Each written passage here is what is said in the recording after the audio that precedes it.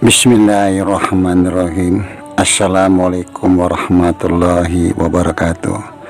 Marilah kita panjatkan puji syukur kita kehadirat Allah Subhanahu wa Ta'ala yang telah memberikan suatu kenikmatan, keberkahan pada diri kita semua. Juga kita tidak lupa mengucapkan salam dan sholawat kepada junjungan Nabi kita yang mulia, Nabi Muhammad SAW, beserta keluarga, juga para sahabat dan pengikutnya yang istiqomah. Mohon izinkan Abah untuk mengucapkan banyak-banyak terima kasih kepada saudara-saudara Abah yang telah membantu subscribe, like, comment, share. Karena subscribe itu gratis, mohon dibantu. Dan Abah selalu mendoakan saudara-saudara Abah dimanapun berada dalam lindungan Allah, dimudahkan rezekinya, juga diberikan kesehatan sekeluarga. Hanya Allah yang bisa membalas kebaikan saudara-saudara. Amin amin ya robbal alamin. Kebenaran datangnya dari Allah, kekurangan dan kesalahan tentu datangnya dari Abah, mohon dimaafkan. Untuk konten ini Abah memberi judul Kenapa Manusia Pilihan Syahriah Piningit Mengasingkan Diri. Tentu cerita ini tidak untuk diyakini, hanya sebagai hiburan semata.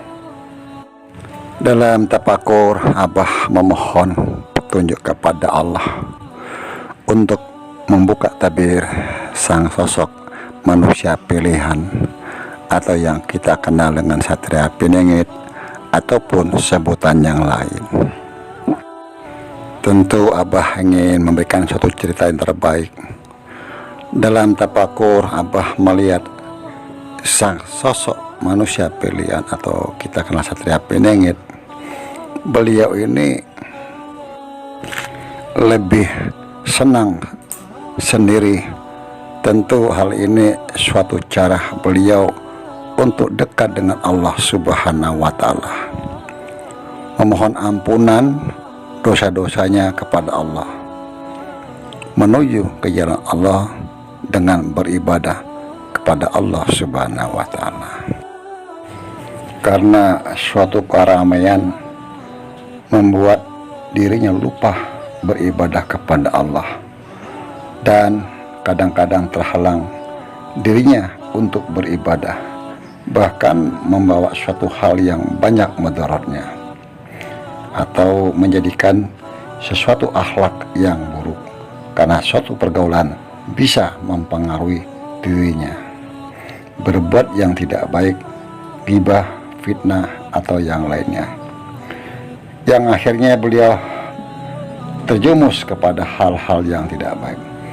Mungkin itu alasannya kenapa beliau menjaga dirinya untuk mengasingkan diri, atau kita kenal dengan uslah.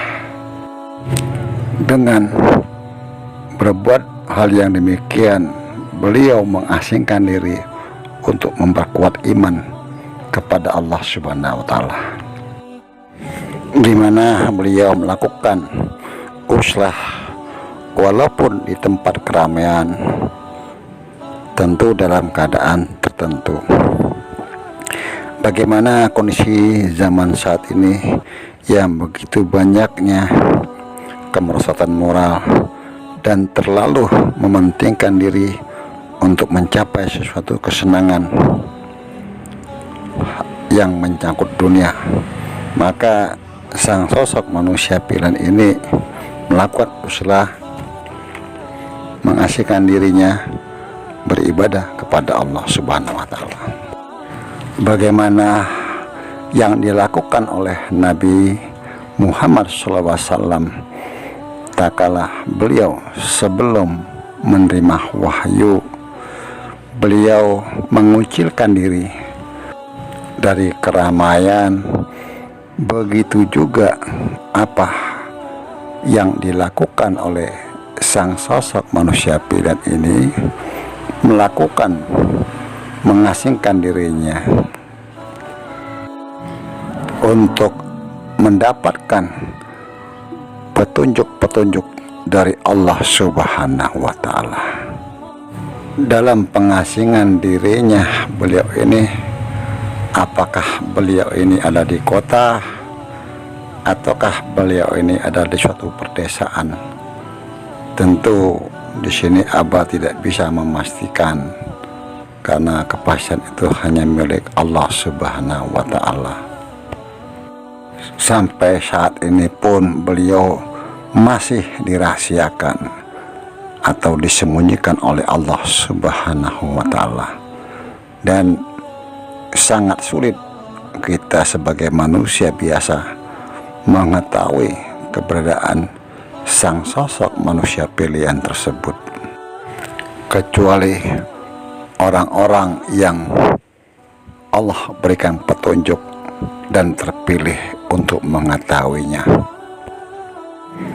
Tentu beliau masih mengalami fase-fase penyempurnaan yang akan dijalaninya. Itu yang Abah dapatkan dalam tafakur Abah saat ini. Mungkin saudara-saudara Abah bisa memberikan suatu penjelasan atau pemahaman tentang cerita yang Abah uraikan tadi.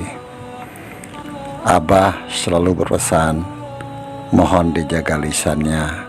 Apapun komentar dari saudara-saudara kita, mohon dihargai, dihormati. Kebenaran datangnya dari Allah Subhanahu wa Ta'ala. Kekurangan dan kesalahan tentu datangnya dari Abah, mohon dimaafkan. Wallahu a'lam bishawab. Wassalamualaikum warahmatullahi wabarakatuh.